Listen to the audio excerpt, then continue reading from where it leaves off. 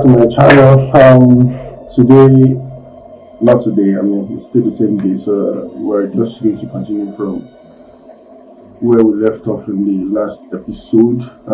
This is episode 7 of the Microsoft Office Word. And don't forget that we're still on the insert table, and in the last episode I discussed the design tab, and I think I stopped around there. Let me just go over this once again before I continue the layout. Alright, so I mentioned that if you're going to edit this, maybe you want to change the thickness of a particular line, you can just go for the thickness first, and then you see this pencil like, or is close to brush than it is to pencil, so something like a brush, and then you can easily come and change color if you want to, and then you can also adjust the style. You can adjust the pattern, maybe 3 lines, spiral line, different patterns, so and just go straight to the line and click it. So just a click on it for adjusting, so you can use it to pattern the borders, the lines, all the lines that run through the table. You can, once you just click on any of the line, it applies it to you, just as you can see. Alright, quickly I'm moving on from there. These are just border, border means the lines that runs through the inside border, the outside. So wherever you place your cursor to apply as the inside border, look at it now, something like that. So for the outside border, this will be for the inside. Alright, so that's about that. And then there is draw table. Let me check something. Oh, okay, it's still ahead. So I'm not going to take my time to explain from here. So I'll just wait until when we get to layout, and then you see draw table is still here. So let's just continue. Alright, so we're done with design, and then let me quickly let's continue from layout. So don't forget these 2 tabs, they hold the different tools or commands you can use to define the table. You can use to edit it to your taste. Alright, so the first command there is the select tool. Has a logo of like cursor. So this one helps to select either column or cell or row, and I think I've explained what column, cell and row is in the last in the previous episode. So like I said, if you want to see this symbol or this sign on your cursor, it means you want to highlight the entire column. So if I click, now that I've clicked, it's because the thing is the column is dark, that's why you cannot see the highlight. Let's try it for you. You see the highlight is shown. Let me zoom in a little bit and then do the focus. So it's the same thing with what you have here. Select column, select row. So this now works for the particular column where you have your cursor. For instance, now I have my cursor on this last column. So if I come here and I click on select column, it will select that exact column. Alright, so what if it's a cell? So if I have my cursor here and I want to select everything within this cell, I can easily click and then select cell. You see, it has highlighted the cell. Okay, so for grid lines, we are just the grid lines in the table. I don't really use it, so I don't know. But it has little to no significance, so you can just pass it. Then this is to show the properties of the table, and then we'll go to draw.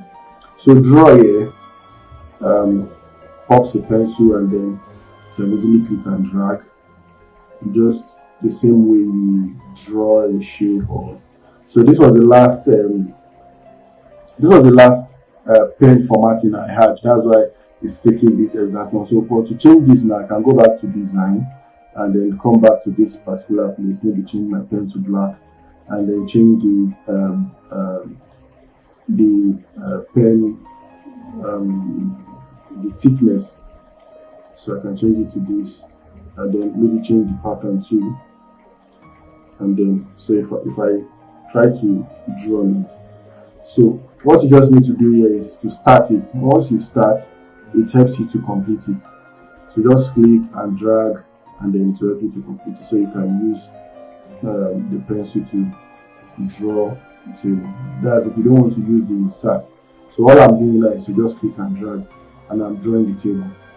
So I've added the column and the rows. So for this table now, this is 1, 2, 3, 4, 1, 2, 3, 4 there, 1, 2, 3, 4, 5, 6, 7. So this is 7 rows against 4 column table. Alright, so that it's as simple as that. Now the next command is erase. So you can erase each of these lines by just clicking. So if I want to erase this, for instance, now I link this cell to this cell. I believe you know what cell is already now, so I can just click this particular. You see that now the line is gone, and then the 2 cells are now linked. They have become one. So that's just basically about that. Then you can delete table, you can delete cell, delete column, delete row. So it also works the same way. Wherever your cursor is what it works with. So if I drop my cursor here and I click on delete column, so it will remove the entire column. Let's label it so that you see when it's a response. So let's do this is A, B, C, D, E, F, G. Oh, sorry, you have 7 column or 6 now since I've removed this one. Alright, so let me drop my cursor in column D, and then let's go back to delete. So once I hit delete column, it removes D, and then every other column adjusts accordingly. So that's just about that. And the same way applies to insert too. Wherever you have your cursor, let's say let me label this 1, 2, 3. This 1, 2, 3. This 2, 1, 2, 3. So B1, B2, B3, C1, C2, C3, E1, E2, E3. Okay, so if I have this now, back to layout, and I want to insert a column or a row, I can easily click on insert above. So above what exactly? Above the cursor. So where you have your cursor is what determines the above or below. I don't know if you understand what I mean. So if I have my cursor blinking as it is right now on B1, this is cell B1. So now that I have my cursor blinking there, if I click on insert above, it will insert the row. Yes, this is insert row. It will insert a row in between the A, B, C, D, E, F, and between the 1. So between these 2 rows, between this row and this row is what it will insert. So you get it now. So, but what if I click on below, insert below? That means below this particular row where I have my cursor blinking. I click on insert below to help me put a row in between. So this same thing applies with the column too. If I have my cursor blinking between C and E, and I click on insert left or right, insert left will put a column to the left of C, and then insert right will put a column to the right of C. So that's just that basically. So the next one there is merge. So if you don't want to use the eraser like I used the other time to merge this, for instance, now let me take it again. If you want to merge, yes, if you want to merge, let me label it. Let me label it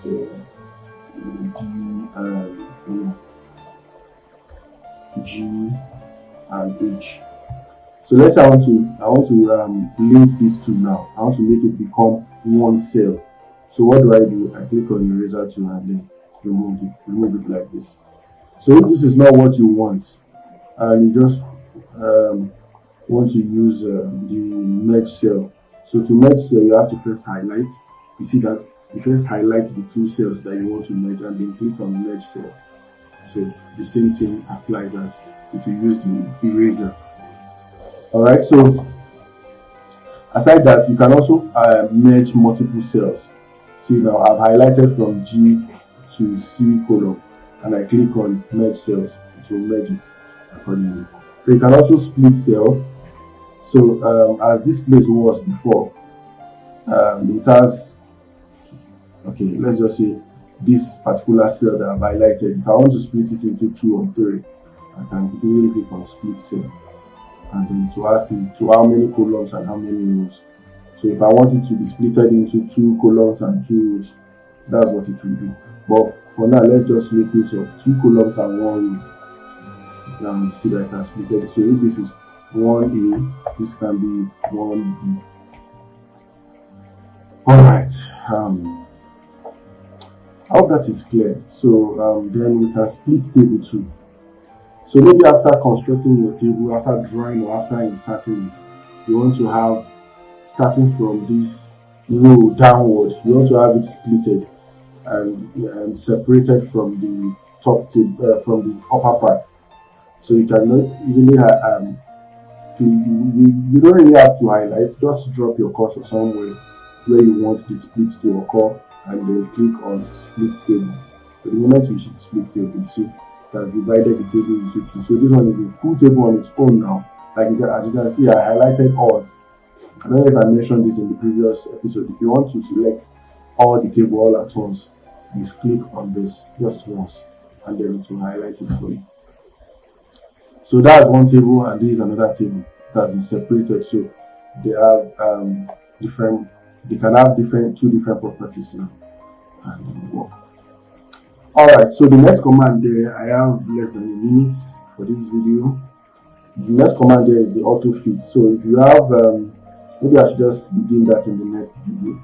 If you have text jam packed within a cell, you can use auto fit to correct it, to just help you adjust it in a way that the cell occupies it, and increase the size or kind of shrink the size of the text within the cell.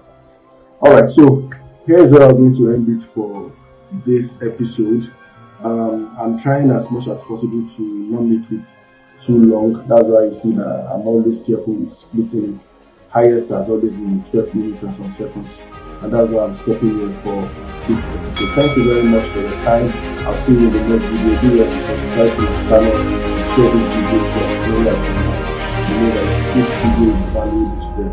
Thank you so much.